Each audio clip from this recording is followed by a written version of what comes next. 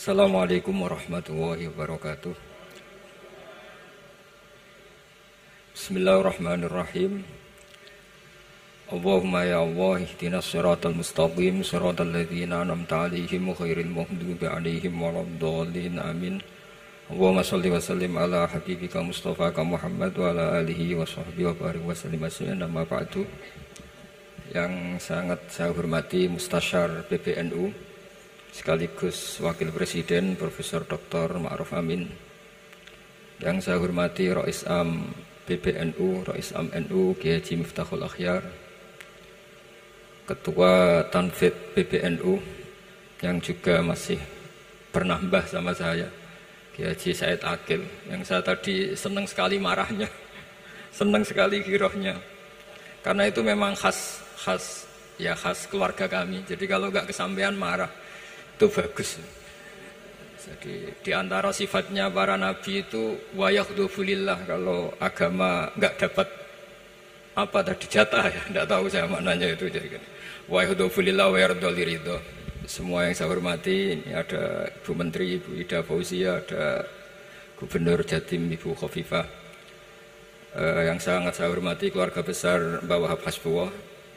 Di sini secara berurutan ada Nyai Mutmainnah, ada Nyai Mahfuzah, ada Nyai Hizbiyah, ada Nyai Mujidah. Yang sangat saya hormati Kiai Haji Hasib, Kiai Haji Rogib, semua yang saya hormati para santri, para alumni. Alhamdulillah tadi acaranya banyak sekali, jadi saya nanti ngaji insya Allah 15 menit.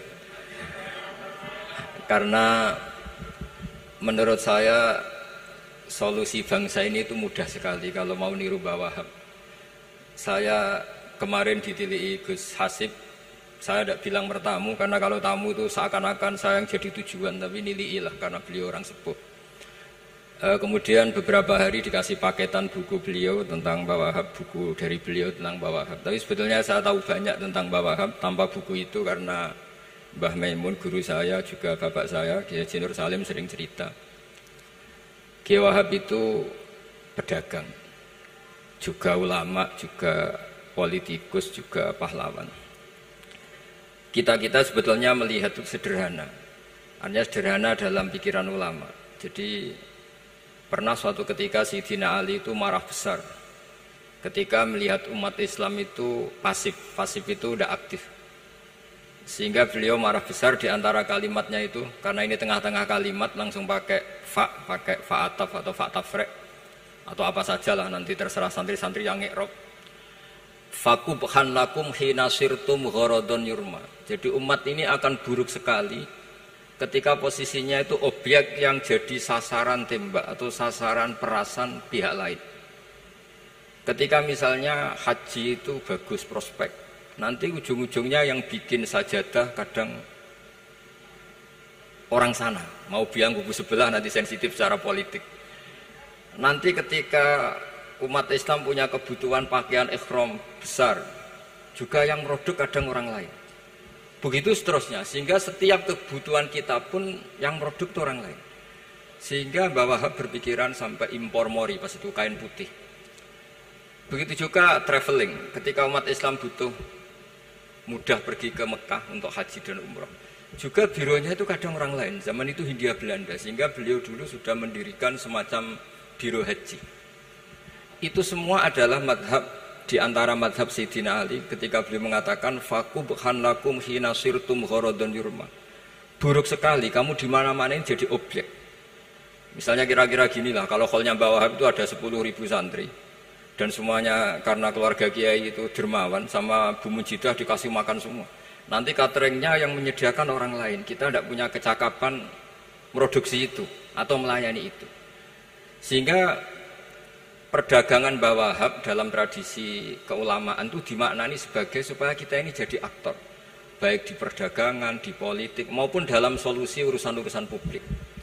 Misalnya sekarang ada problem apalah, sebetulnya solusinya gampang sekali. Ketika kita minus atau ketika kita tidak berkecukupan, mulai dulu ulama itu solusinya gampang. Pernah suatu Abdul Qasim Al-Junaidi atau siapa sajalah, ini karena polanya sama, menyuruh muridnya, saya tolong belikan ikan.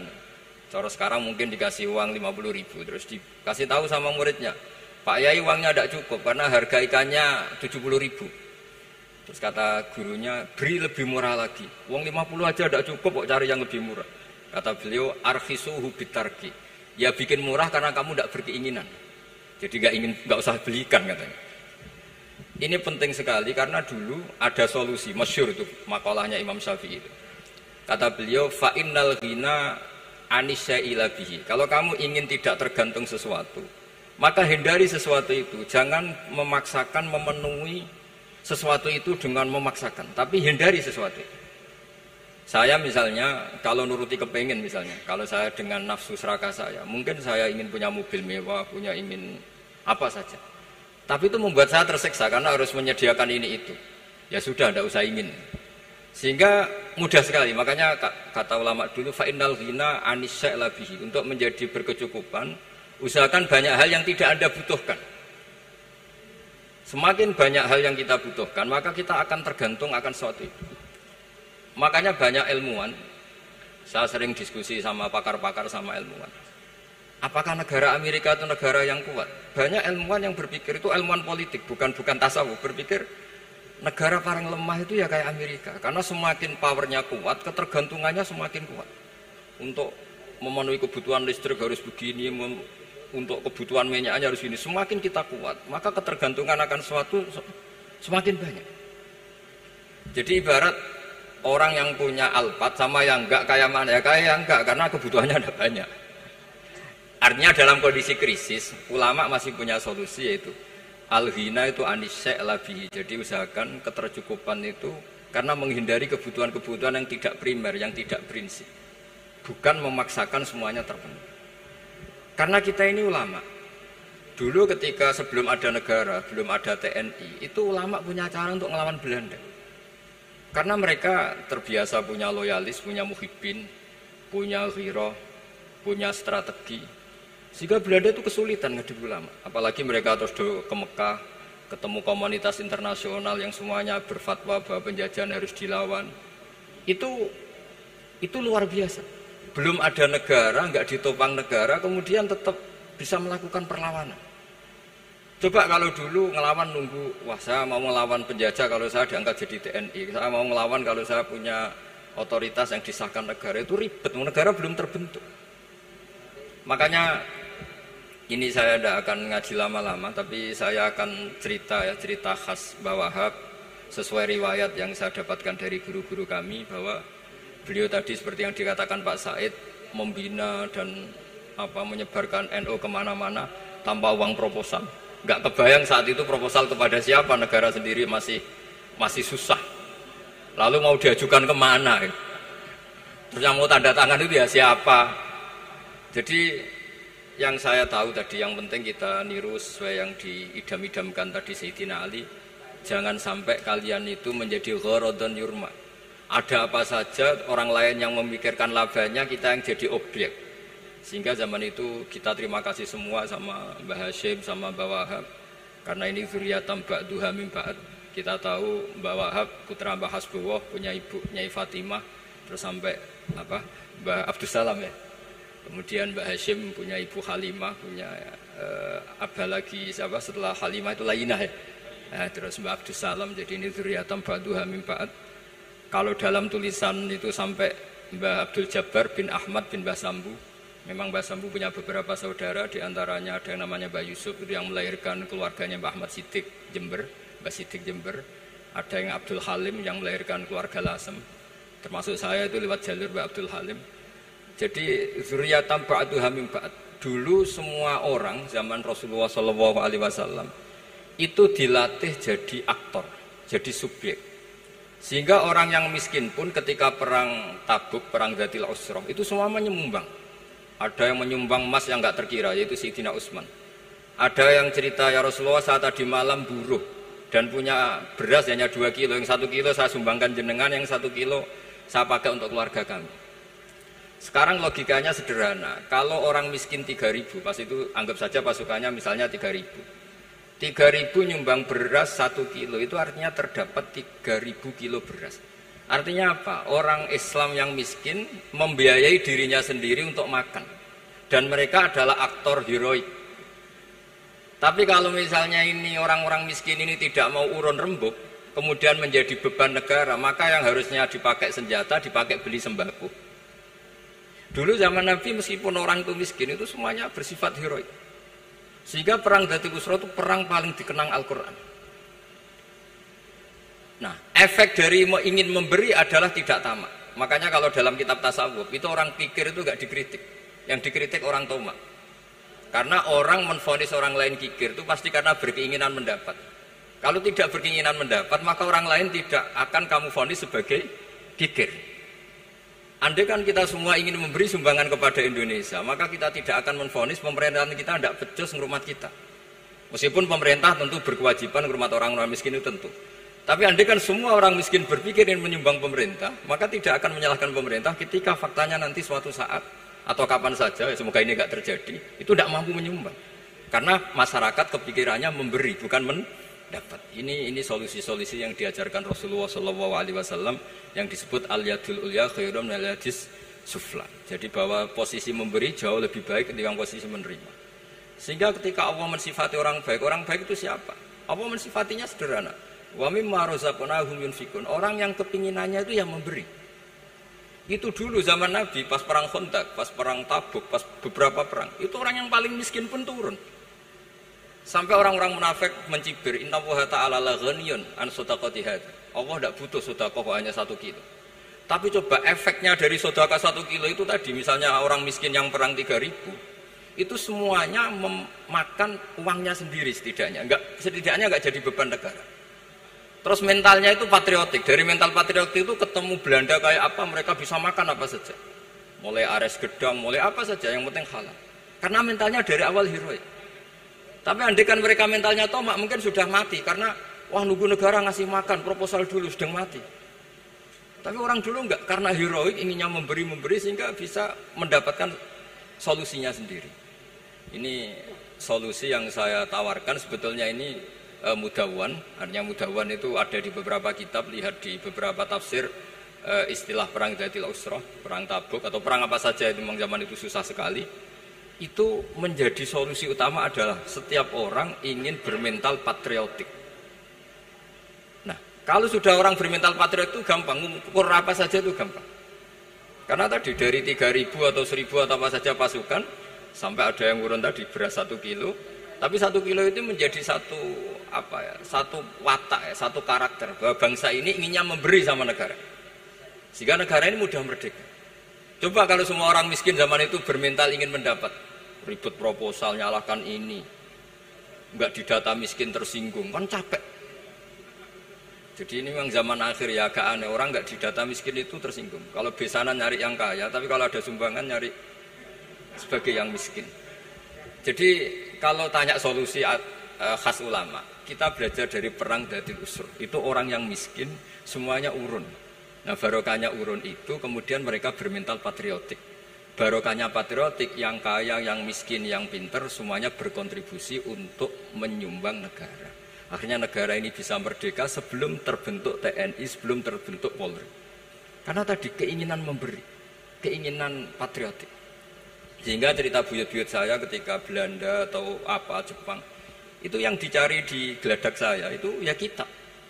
Karena kitab ini dianggap sumber inspirasi mereka melawan Belanda. Dulu kita tahu masyarakat kita itu kalau ngerti Belanda itu dipanggil Doro, wis penjajah jadi diundang Doro. Itu kan terlalu dulu.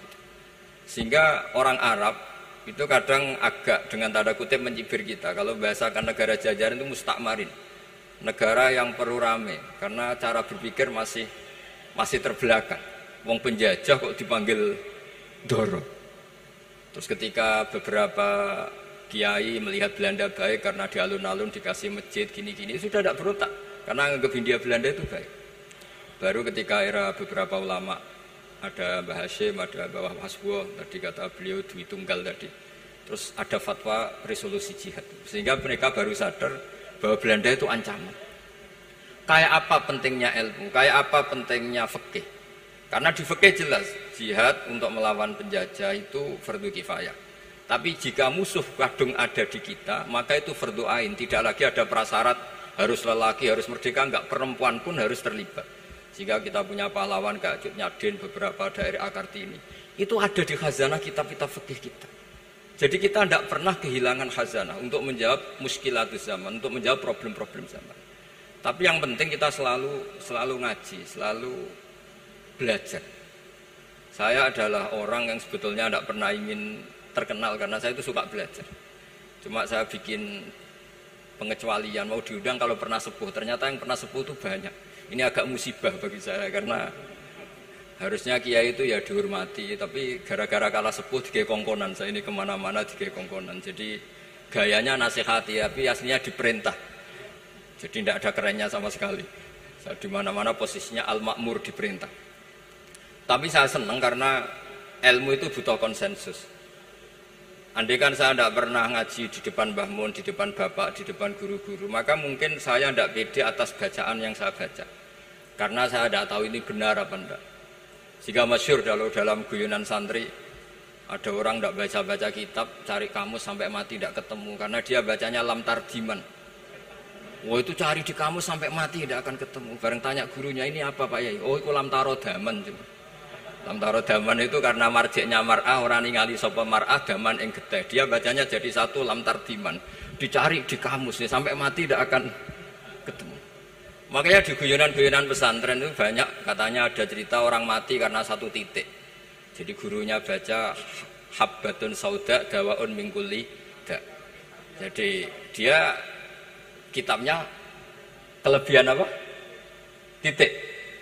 Jadi kelebihan titik dia bacanya itu hayatun sauda dawaun min kulli da. Nyari ular hitam, kobra dipatuk mati, padahal sesuai resep kitabnya karena kitabnya dia kelebihan titik hayatun sauda, artinya maknanya ular hitam, sementara tagnya mestinya habbatun sauda.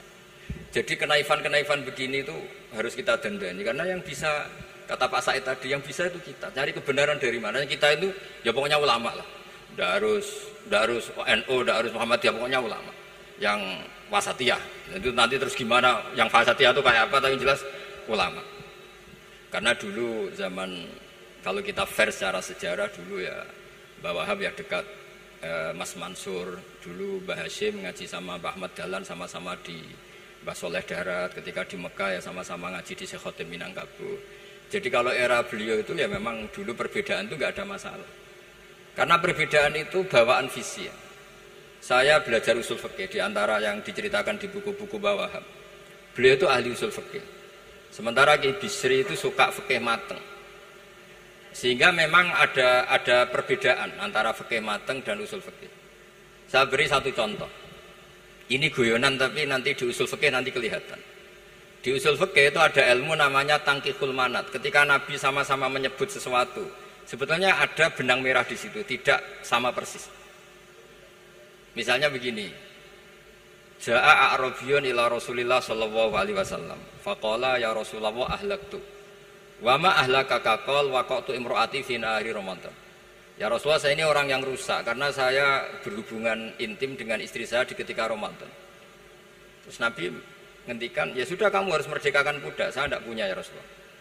Ya sudah kamu puasa 2 bulan berturut-turut. Kata beliau, puasa baru sehari saja kecelakaan apalagi 2 bulan. Karena kamu orang Arab lah, orang Arab itu dia cerita ini di Arab juga. Terus ya sudah kamu sedekah sama 60 orang miskin. Saya ini orang paling miskin. Susah kan menghadapi orang miskin seperti ini itu. Nah, pertanyaannya secara usul fikih, menurut mazhab Syafi'i, sanksi berat itu hanya untuk yang berhubungan suami istri. Sehingga kalau membatalkannya pakai rokok, pakai minum, pakai makan, tidak kena sanksi seberat itu. Masuk akal kan, karena memang hubungan suami istri dalam banyak hal, misalnya haji, itu ifsad, yang benar-benar ifsad, bisa merusak haji secara total. Tapi menurut Imam Malik, pikiran Imam Syafi'i itu dianggap aneh. Loh ini hubungan suami istri itu statusnya mubah, sesuatu yang boleh. Maka semua hal yang boleh tapi merusak kehormatan Ramadan, maka ketentuannya sama. Yaitu misalnya nggak sakit, nggak apa, pagi-pagi nyate. Wah itu kan melecehkan Ramadan, nggak sakit, nggak apa, kok pagi-pagi nyate. Perlu dicatat karena hubungan suami istri itu sesuatu yang boleh. Berarti kalau yang boleh merusak Ramadan hukumannya berat, makan yang statusnya boleh juga hukumannya berat. Itu dulu bapak saya ketika bikin analogi itu mau cerita sederhana gini. Hak di sini ono santri ya goblok, kandhanane aneh. Istrinya lapor ke kiainya, Pak Yai, santri jenengan kalau sama istri sering mukul itu nabok pakai tangan. Santrinya dipanggil kan alumni, kamu jangan sering mukul istri kamu gini-gini. Iya Pak Yai, njeh. Suatu saat 2 minggu istrinya lapor lagi, sekarang tidak nabok Pak Yai, nyaduk. Karena yang dilarang hanya nabok. Dipanggil kiai, lo kamu katanya masih sering nyaduk istri kamu. Yang dilarang kan mukul, sekarang nyaduk. Kapan-kapan meludahi. Nah, artinya di usul fikih dijelaskan bahwa makna haramnya naboi adalah hurmatul idza, haramnya menyakiti. Maka nyaduk sama, meludahi sama, menerlantarkan sama. Itu dulu bahwa ahlinya bikin usul fikih seperti itu. Sehingga misalnya amar ma'ruf nahi mungkar ketika beliau ditanya, apakah perlu ikut kabinet gotong royong? Tapi di situ banyak kelompok yang mungkin NU tidak cocok. Pikirannya kayak apa harus ikut, justru ikut benahi dari dalam. Meskipun dari ikut itu Mbah Wahab nyun sewu yang ngalami fitnah yang macam-macam dituduh karena zaman itu nasakom. Tapi itu beliau santai saja. Tapi zaman itu memang itu sah karena zaman itu belum dibubarkan. Jadi yang dialami Mbah Wahab ini luar biasa. Semuanya harus jadi pelajaran bagi kita. Makanya jangan pernah meninggalkan ilmu yang bernama usul fikih, karena fikih yang mateng itu cara basa Jawa ini akan kehilangan stok teks. Misalnya Nabi sedekah pakai kurma atau pakai apa makanan pokok. Itu hadisnya itu kurma, sama Imam Syafi'i digenti kutu ahli baladi, yaitu makanan pokok dari negara. Sehingga kita tidak bisa mentang-mentang Nabi sedekahnya pakai kurma terus kita orang miskin kita kasih kurma. Bisa linu tuh nih kalau makan kurma orang Indonesia itu. Karena yang penting itu kutu ahli balad bukan kurma. Bukan mentang-mentang Nabi sholat di Mekah Medina, kalau ingin persis sunnah Rasul, sholatnya harus di Mekah Medina. Kalau di Indonesia Nabi tidak pernah sholat di Indonesia. Sunnah Rasul sholatnya di Mekah Medina, bisa ada orang sholat kalau gitu. Jadi ada ilmu yang namanya tangkihul manat, yang harus ditiru itu sisi mananya. Nah dalam konteks Arabi tadi terus kemudian ada dibuang, Ja'a Arabion, kata Arabi itu dibuang. Datang orang Bedui, orang kota pun kalau punya kesalahan yang sama, hukumannya juga sama, maka kata Arabi dibuang. Nah, menurut Imam Malik, kata jima hubungan suami istri juga dibuang, digenti membatalkan puasa dengan apa saja yang tanpa udzur syarat. Jadi ini kealiman kiai-kiai Indonesia dulu itu, misalnya kentong, dulu meskipun ada yang bilang bid'ah, kentong itu bid'ah karena mirip orang Nasrani. Orang Nasrani itu bentuk kentongnya di kelenteng itu tidak seperti kentong kita. Adat Indonesia kalau pos kampleng ada maling ada banjir pakai kentong. Jadi adatnya memanggil tuh pakai kentong. Makanya kiai-kiai dulu, oh ini mirip orang Nasrani, enggak mirip pos kampleng katanya. Padahal jelas ya, menurut hadis sahih jelas ketika ada sahabat usul ya Rasulullah bikin kentong, wah jangan nakus itu nanti kayak Nasrani. Bikin bok itu trompet, jangan nanti mirip orang Yahudi. Ya dengan api ya Rasulullah, jangan nanti mirip Majusi. Datang sahabat tergesa-gesa, beliau mimpi kalau diajarin azan. Azan itu maknanya al-ilam, memberi maklumat waktu sholat. Akhirnya ada azan. Kemudian ulama Indonesia dulu Mbah Hashim sama Kiai Fakih Mas Kemambang, yang satu anti kentong, yang satu pro kentong. Itu dulu ya saling menghormati, nggak masalah. Karena fikih itu sekali khilaf itu mirip-mirip. Tadi Pak saya Takil nyinggung Palestina. Saya pernah ke Palestina. Itu banyak ulama Mesir yang mengharamkan orang datang ke Yerusalem, ke Masjid Aqsa. Karena mau tidak mau harus dapat visa Israel, berarti ngaku eksistensi Israel. Karena dianggap mengaku eksistensi Israel maka hukumnya haram. Tapi saya pernah ketemu Imam Masjid Aqsa. Beliau bilang begini, Pak Bahak, kalau orang Islam dari seluruh dunia tidak datang ke kami, maka eksistensi kami dianggap diabaikan oleh komunitas internasional. Dan itu dengan mudahnya Israel mencaplok kita. Sehingga separuh ulama Mesir juga mewajibkan yang mampu harus ke sana. Dengan cara itu Aqsa aman karena masih diperhatikan ulama atau komunitas internasional. Yang satu cara pandang ke sana berarti ngaku eksistensi Israel karena ada visa Israel. Yang satu bilang harus ke sana, dengan itu eksistensi Masjid Aqsa terjaga karena masih diperhatikan ulama atau komunitas Jadi di mana-mana khilaf itu ya seperti itu. Tapi alhamdulillah di kita itu khilaf itu biasa. Sehingga zaman kita mondok, saya itu pernah pengalaman buruk sekali saya ketika jadi Rois Musyawarah Fatul Mu'in. Itu ada pertanyaan gini Gus Hasib. Saya tanya gini sama orang. Gus, soft paling utama itu yang nomor berapa? Nomor 1 kata saya. Yang kedua, yang soft berikutnya, iya yang berikutnya. Kalau sudah tahu soft terbaik itu yang nomor 1, kenapa masjid gak dipakai memanjang selatan utara? Biar semuanya nomor 1. Selagi masjid itu memanjang barat timur, pasti ada soft 1, 2, 3. Itu kan kurang ajar betul. Jadi supaya orang soft 1 semua ya tinggal desain masjidnya, yaitu memanjang utara selatan. Selagi masih memanjang barat timur, pasti soft 2, 3. Terus saya kebalik tanya, lalu setelah begitu yang paling afdol siapa? Yang sisi kanannya imam. Ya sudah, imamnya dipojokkan pol selatan, biar semuanya dari pol kanan. Nanti ada masalah lagi, yang paling afdol siapa? Yang paling dekat imam. Wis kono kerubuti imam kan gitu. Jadi kalau nuruti fikih itu ya memang ilmu logika. Sehingga banyak orang jadi wali itu dari hasil ijtihadnya. Ada orang jadi wali karena sering sholat di shaf awal. Tapi ada wali pesaingnya justru jadi wali karena kalau sholat di belakang. Tapi tetap wali. Suatu saat dua wali ini ketemu. Loh, kamu kok wali? Padahal kalau sholat paling belakang. Saya tuh malu sama Allah. Kok kayak sok suci ya kok ngarep gitu. Jadi wali karena adab, bukan karena malas loh. Saya itu gak pede, saya saja kok sholat di depan. Maksudnya kok kepedean itu. Tapi tentu secara syariat tetap baik yang di depan. Ini saya bukan bela yang, kenapa saya cerita bela yang belakang? Karena yang bela jarang gitu, makanya saya. Dan kebetulan saya kalau sholat ya sering di soft belakang. Tapi ini saya cerita betapa logika fikih itu khazanahnya banyak dan luas. Dan kita bicara usul fikih itu biasa. Kita belajar sama beberapa ulama. Saya berkali-kali cerita di mana-mana. Muhammad bin Hasan Asyibani itu mewajibkan ulama kaya. Dan beliau kalau ngitung duit itu di kamar tamu, di ruang tamu. Sehingga santri itu kepikiran nyalami template. Kan cara orang Jawa kan meliti, ngitung duit kok di ruang tamu. Tapi ternyata alasannya beliau masuk akal. Ben santri roh nak kiai ini di duit. Jadi rapuh kepikiran nyumbang gula. Ya masuk akal. Tapi yang nyimpen duit ya masuk akal. Duit kok dipamer-pamer. Tapi yang pamer nggih monggo nak niate ben wong liya ndak perlu berempati, nggak perlu sakit. Jika nggak perlu didata dapat BLT mergo duit tidak kok.